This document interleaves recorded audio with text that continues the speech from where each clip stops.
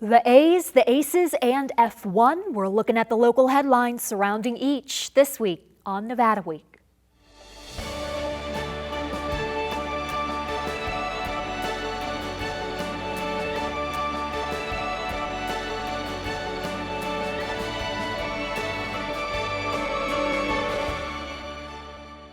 Support for Nevada Week is provided by Senator William H. Hernstedt.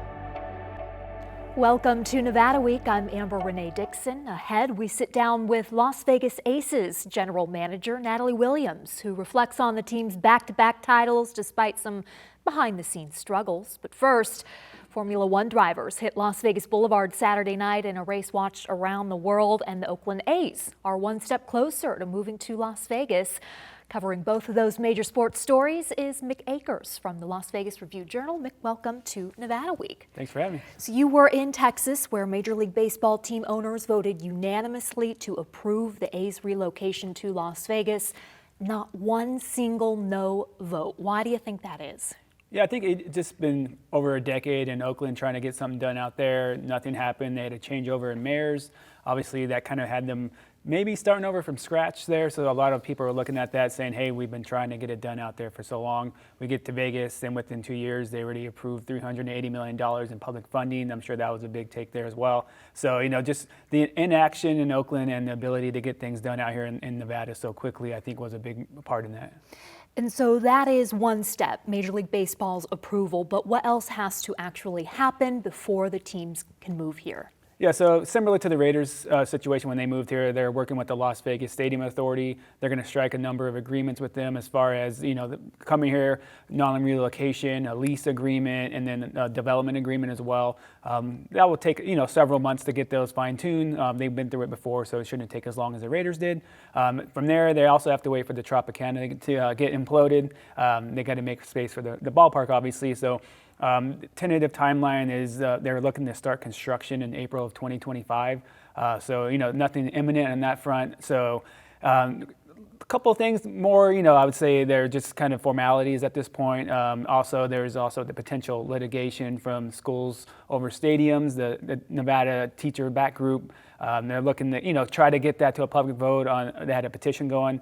That got struck down by a judge, and now they're looking at certain things they say violate the state constitution as far as Senate Bill 1, the funding mechanism for the public side of the things here. So, a few things to go through, but anyone I talk to as far as the litigation goes says they're not really too worried about it.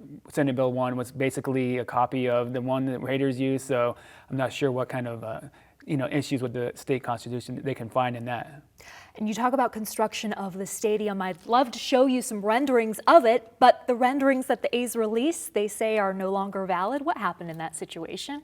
Yeah, they put it out, and initially they were pretty upfront saying these are just subject to change basically. So they wanted to give people a kind of a look at what could be on the site, kind of drum up some of the excitement on that end. They've been doing a competition of sorts between two design groups, about pretty much getting a design to about 70% done.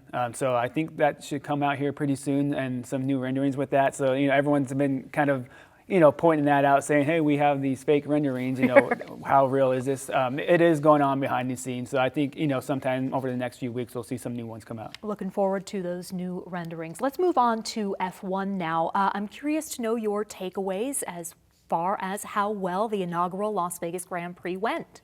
Yeah, it got off to a rocky start. Wednesday they dealt with some rain in the opening ceremony, so it kind of put a damper on that. I think it shortened that a little bit just because, inclement weather. And then first day of practices, obviously they had the issues with the water valve cover coming up and damaging multiple F1 cars. That put a delay on that. So they canceled the first practice session after 9 minutes only. And then the second one was delayed for 2.5 hours. So that was supposed to start at midnight on Friday, and it ended up starting at 2:30 a.m. Fans that stuck around were hoping to catch that. They paid for it, and they're waiting to do that. And about 1:30 a.m. Friday, they came in and kicked people out, and people were pretty upset about that. Fast forward to Friday night, and there's a litigation already filed, a class action lawsuit, so people are looking to get, recoup their money for the tickets and their travel expenses and such. So we'll see how that plays out. But after that, smoothed out a little bit. No weather to deal with, no issues on the track, nothing else along those lines.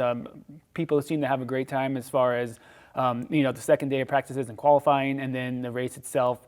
I was all about, all around the area from the pit building to the sphere and all that. And pretty packed stands, no real issues with lines, pretty smooth as far as concessions go. Some of the high-end people were in the pit area I was watching the race from. Seemed like they're, enjoying themselves. They were kind of complaining about lack of screens on their end because they had a grandstand across from them that had 4 big screens for them to watch it from when they're not racing in front of you, which is, 95% of the race. Right. So that was the only complaint I heard from people in the pit building. What about from an economic standpoint? So they're still saying $1.2 billion. Obviously, we're going to have to wait and see how the official numbers come in. And as far as the visitation and such, clientele is a little bit different than, say, a NASCAR one. They tend to spend more, they say, and international as well. And that's one of the main drivers they're trying to bring back as far as tourism go is from the COVID area was international. So it hasn't really came back as strong as everything else has. So they're hoping this kind of spurs that and gets people attention on Vegas. Obviously, worldwide event on TV. So maybe someone overseas says, hey, there's Vegas and sparkling and shining lights. I want to go out there and visit. So they're hoping some turnover effect on that end. Las Vegas certainly got a lot of exposure, and now Las Vegas is set to deconstruct everything that's been put together for the event. How long until Las Vegas Boulevard looks back to normal? It's going to be about 2 months. So they're going to start. They're already starting. 2 months. Yeah, they already started taking some of the barriers and the fencing and all that lighting and all that down right now. But certain things like the Flamingo Bridge that they built over Koval, that's going to be waiting to be deconstructed until about the end of holidays because we got NFR coming in. Obviously, they don't want to impact that. They got a convention at the Venetian Expo Center, so they're going to wait on that as well. So that's not going to be down maybe fully until early January. It just depends on how long it takes them to do it there. And then everyone looks at the Bellagio fountain. Obviously, they built their own high-end hospitality area there. And they say that's also going to go through about the holidays and have it back to normal before New Year's Eve. And we're going to do it all again next year. Mick Akers from the Las Vegas Review-Journal, thank you for joining Nevada Week. Thank you. And the 2024 Formula One Las Vegas Grand Prix is set to take place November 21st through 23rd. And by that time, we will know whether the Las Vegas Aces were able to three-peat. Nevada Week recently sat down with Natalie Williams, the general manager of the back-to-back champions, to discuss thriving through an adversity-filled season, as well as what's next. Natalie Williams, welcome to Nevada Week. Thank you. Thanks for having me. It's been about a month now since the Aces won their second straight title, defeating the New York Liberty 70-69 in Game 4 of that championship series. As the general manager of this team responsible for constructing its roster, what did it mean to you to have bench players like Kayla George and Alicia Clark contribute in the way that they did? Players you signed. Yep. I was just so happy for them. Alicia, both of them, Alicia and Kayla George are incredible women, true professionals really in their craft, and both of them very different. Alicia had won 2 other championships in Seattle and one in Washington. So we knew bringing her in, she just brought incredible professionalism, experience, great three-point shooter, great defender, all things Becky Hammond loves. And then Kayla George is an Olympian from Australia, and she just came off winning an MVP in the WNBA, which is in Australia. And so I knew that when called upon, that they would do an incredible job. So I was really proud of them. It's interesting you bring up Becky Hammond. I wonder how much you work with her on what her needs are. A lot, and I've known Becky. Becky and I played together in the WNBA, so she's always been a great friend of mine, and getting to know her system and what she wanted was great. I mean, she loves three-point shooters. So I know when I'm going out into free agency and I'm looking at players in the college era that I've got to find someone who can at least shoot. They will make them into three-point shooters if they're not already, but also just great chemistry kids and great defenders. Back to that Game 4, Aces are down 39-30 at the half. What are you thinking? I actually wasn't that worried. I was pleased that we weren't down by more because we didn't seem to have had such a great first half. Some of our superstars weren't playing very well in that first half, so I knew if we came out and just changed and tweaked a little things that we had a shot. And you know, Becky Hammond said something similar, like, we can come back from this, no problem. We've done it plenty of times before. So this is your second season as a WNBA GM. In both of your seasons, you win a title. What does that mean to you? It's absolutely incredible. It's amazing to see, especially my first year and then this year, just all the work that goes into it behind the scenes in the front office, from our amazing marketing, our ticketing crew, our front office in Mark Davis, Nikki Fargas, Matt Delson, our CFO, just how much goes into it, our design team. You know, in marketing, we did an incredible job selling all of our amazing gear this year. So, and then our coaching staff and players. It's just an incredible effort and teamwork, and to pull it off and win the championship is very, very special.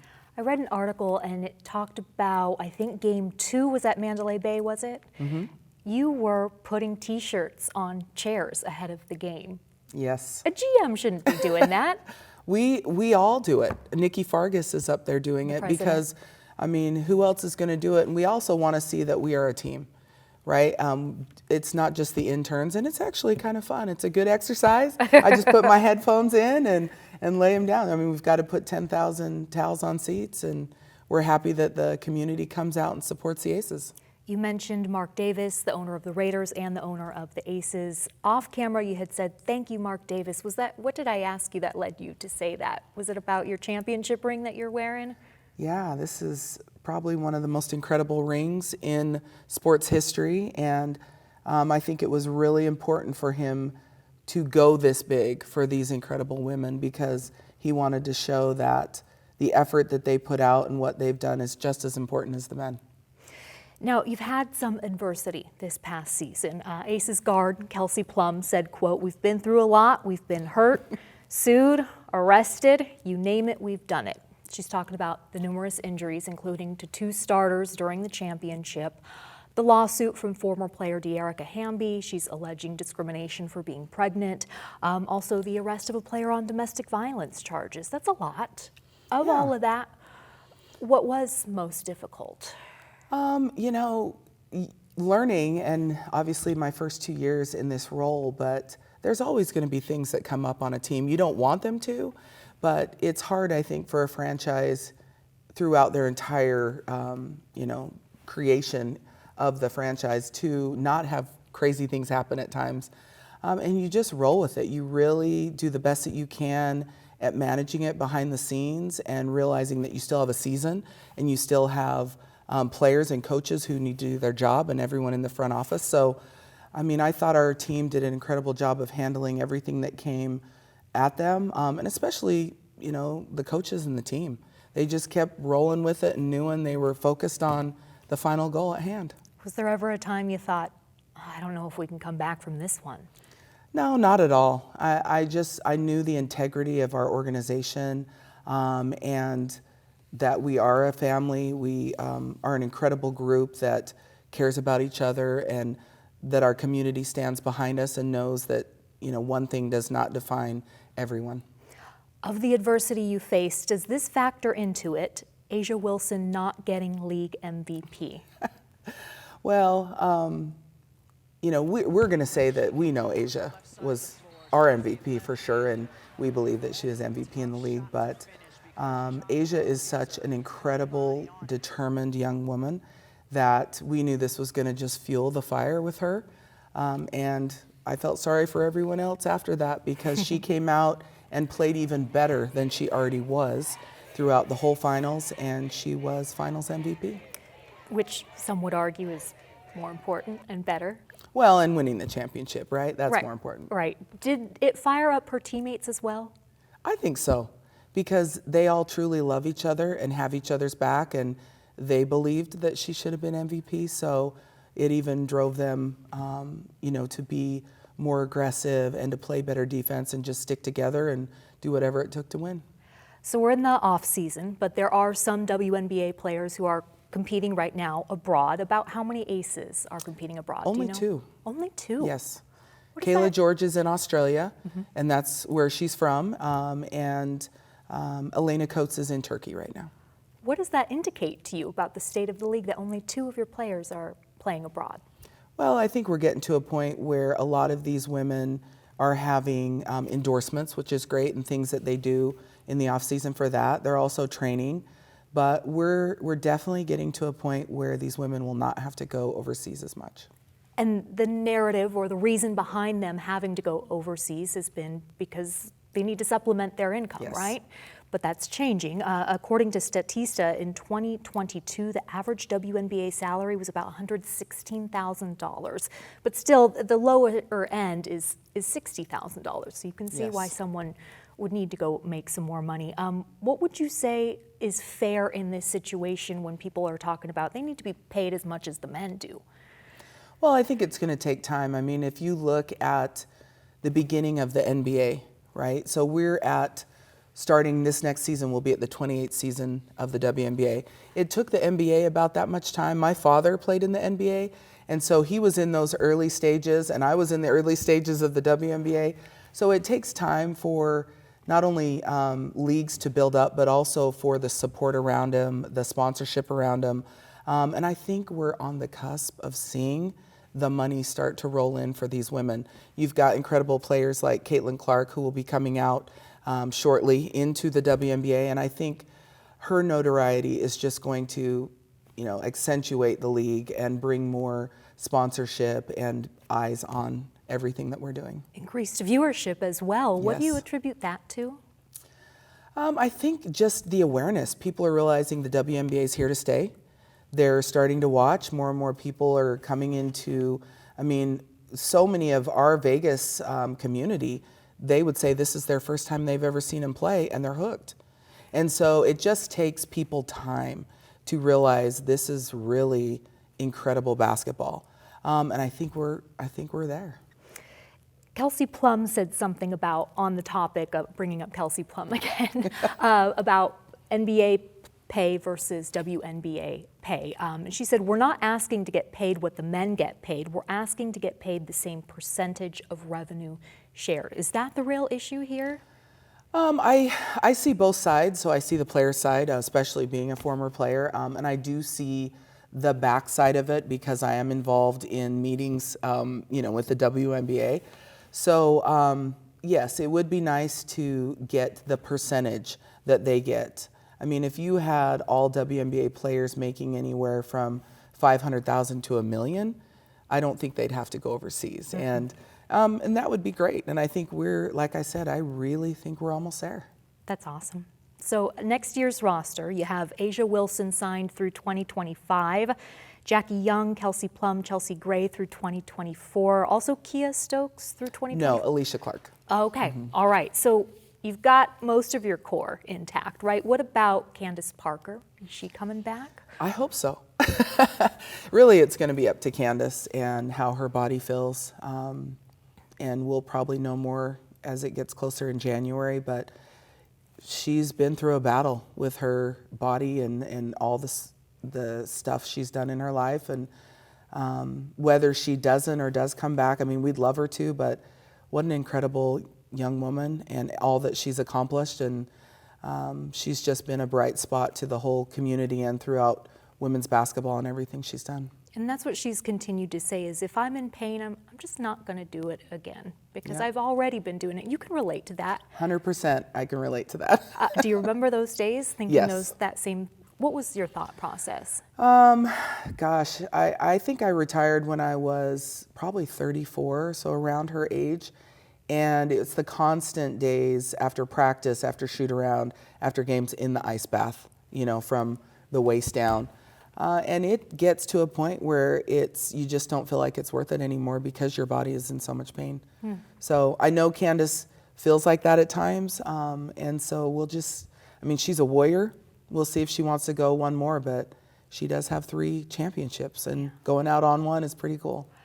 Speaking of Candace Parker, she told the Associated Press that one of the major reasons she came to the Aces was because of their brand new $40 million state-of-the-art practice facility in Henderson. What kind of advantage has that given you as you recruit players? Makes it a lot easier. Yeah. Oh, yeah. Getting to show our free agents what they get to practice in every day.